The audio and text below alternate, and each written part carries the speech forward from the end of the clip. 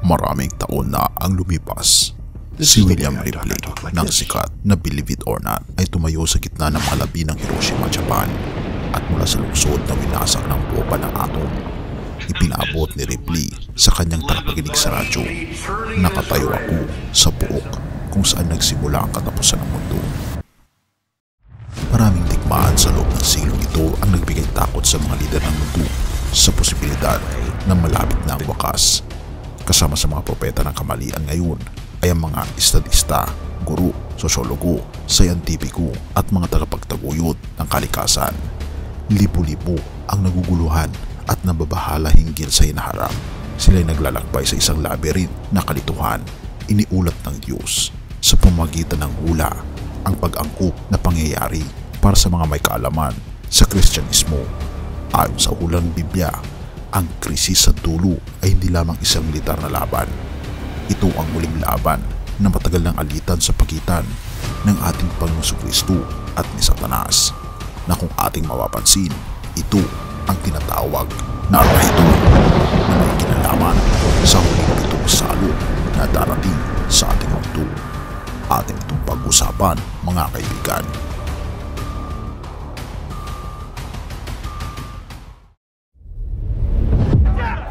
Kapansin-pansin sa lahat ng tao sa mundo, ang babala ng giyera, ang matinding gutom at napakaraming mga pangyayari na hindi natin inaasahan at tumitindi ang kahirapan sa buong mundo.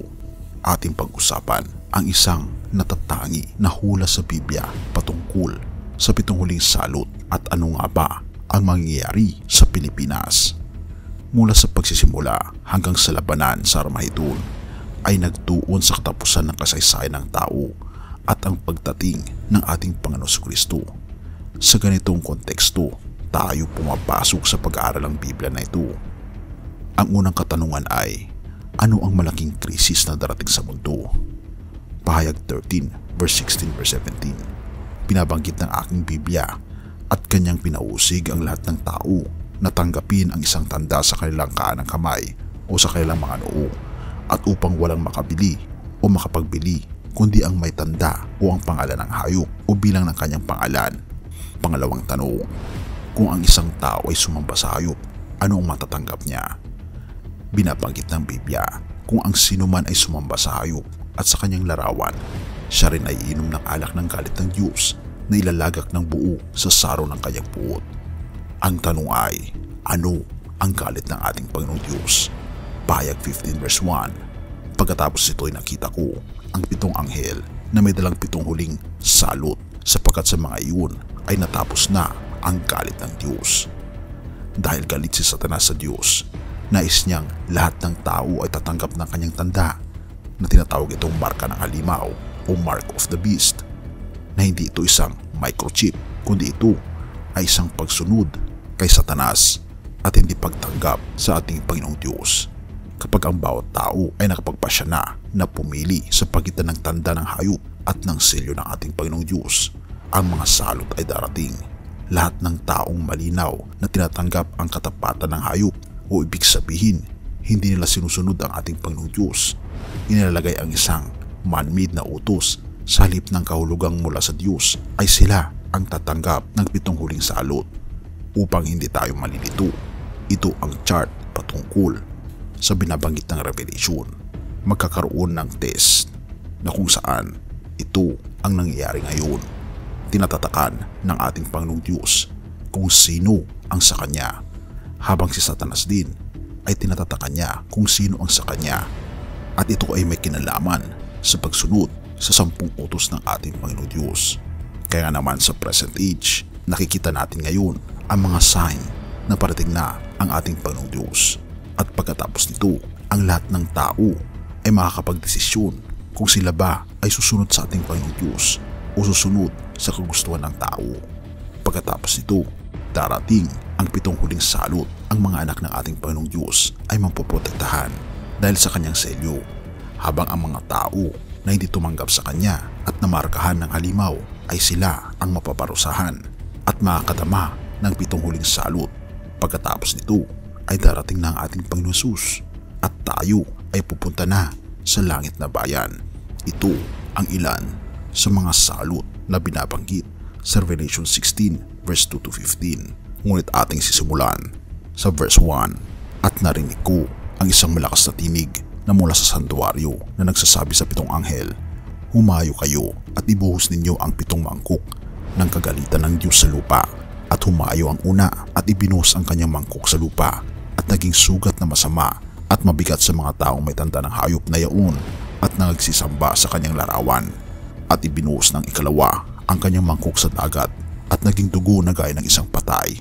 At bawat kaluluwang may buhay sa makatuwid ay ang nangas sa dagat ay nangamatay. At ibinuhos ng ikatlo ang kanyang mangkok sa mga ilog at sa mga bukal ng tubig at nangaging dugo. At narinig ko ang anghel ng tubig na nagsasabi, matuwid ka na ngayon at ng nakaraan, o banal sapagkat humatol ka na gayon. Sapagkat ibinuhos nila ang dugo ng mga banal at ng mga propeta at pinainom mo sila ng dugo, ito'y karapat-dapat sa kanila. At narinig ko ang tambanan nagsasabi, oo, o Panginoong Diyos na makapangyarihan sa lahat, tunay at matuwid ang iyong mga hatol.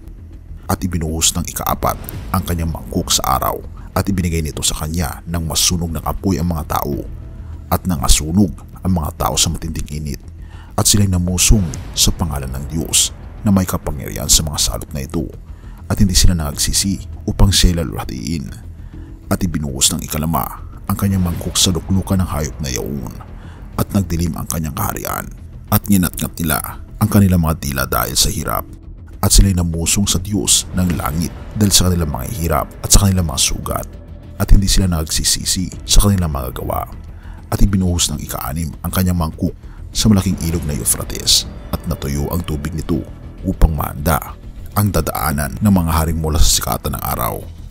At nakita kong lumabas sa bibig ng dragon at sa bibig ng hayop at sa bibig ng bulaang propeta ang 3 espiritong karumal-dumal na gaya ng mga palaka, sapagkat sila mga espiritu ng mga demonyo na nagsisigawan ng mga tanda at pinaroroonan nila ang mga hari sa buong sanlibutan upang tipunin sa pagbabaka sa dakilang araw ng Diyos na makapangyarihan sa lahat.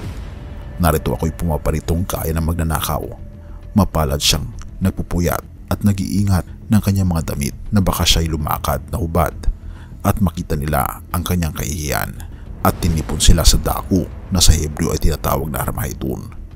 At ibinuhos ng ikapito ang kanyang mangkok sa hangin at lumabas sa santuaryo ang isang malakas na tinig mula sa luklukan na nagsasabi, nagawa na. At nagkaroon ng mga kidlat at ng mga tinig at mga kulog at nagkaroon ng malakas na lindol na di nangyari kailanman mula nang magkatao sa lupa. Isang lindol na lubhang malakas, lubhang kakilakilabot, at ang dakilang bayan ay nabahagi sa 3 at ang mga bayan ng mga bansa ay nangaguho at ang dakilang Babylonia ay napag-alaala sa paningin ng Diyos upang siya'y bigyan ng inumin ng alak ng kapagsikan ng kanyang kagalitan at tumakas ang bawat pulo at mga bundok ay hindi nangasumpungan at malaking granizo na kasinlaki ng talento ay lumagpak sa mga tao buhat sa langit at namusong ang mga tao sa Diyos dahil sa salot na granizo, sapagkat ang salot na ito ay lubhang malaki. Ito ang binabanggit ng banal na kasulatan. Ngunit may pangako ang ating Panginoong Diyos sa kanyang bayan habang nagkakaroon ng salot. Sila ay mabibigyan ng proteksyon. Mga awit 91 verse 2 to 10. Sasabihin ko sa Panginoon, siya ang aking kanlungan at kuta. Hindi ka matatakot sa panggigipit sa gabi, ni sa panan na lumilipad sa araw. Makakalagpas ka kahit sa 1,000 at ang sanlibutan ay makakalagpas sa kanang kamay mo. Subalit hindi ito lalapit sa iyo, sapagkat kanyang ipinag-uutos ang kanyang mga anghel na magtaguyod sa iyo sa lahat ng iyong mga lakad.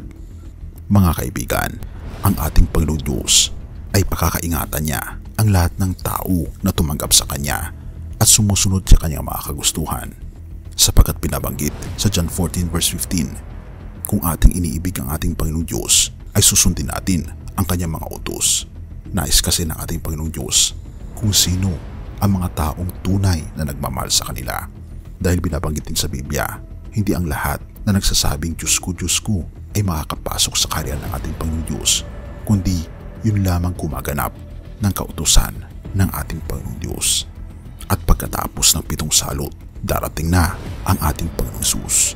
Pahayag 19 verse 11 to 16. Nakakita ako ng langit na bumukas at narito isang maputing kabayo at ang nakaupo sa kanya ay tinatawag na tapat at totoo, at sa katwiran siya ay nangaghahatol at nangaglalakbay ng pagkipagdigma. Ito'y nakadamit ng damit na tininta sa dugo, at ang mga hukbo sa langit ay sumusunod sa kanya ng nakaputing mga kabayo, at may nakasulat sa kanyang damit at sa kanyang hita ang pangalang nagsasabi, Hari ng mga hari at Panginoon ng mga Panginoon. Sa mga huling sandali ng panahon, si Jesus ay babalik bilang hari ng mga hari at Panginoon ng mga Panginoon upang tuluyang sirain si Satanas at ang kanyang gawain. Ang mga tagasunod ni Kristo ay nagtatagumpay.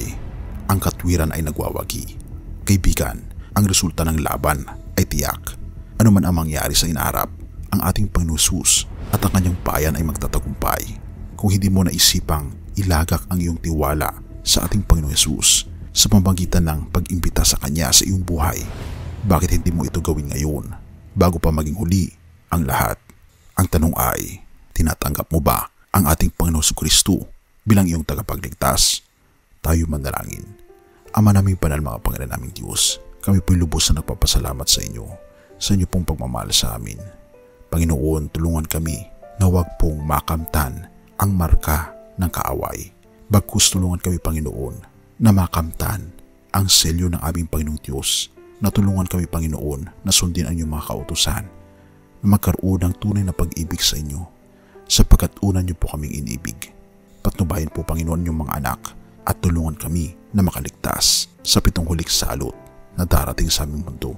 Purihin ka, o aming Panginoong Diyos, at patawarin po kami sa lahat ng aming pagkukulang at pagkasala, at salamat sa garantiya ng langit na bayan at ang makapiling ka panghabang buhay kasama ng aming mga pamilya sa langit na bayan.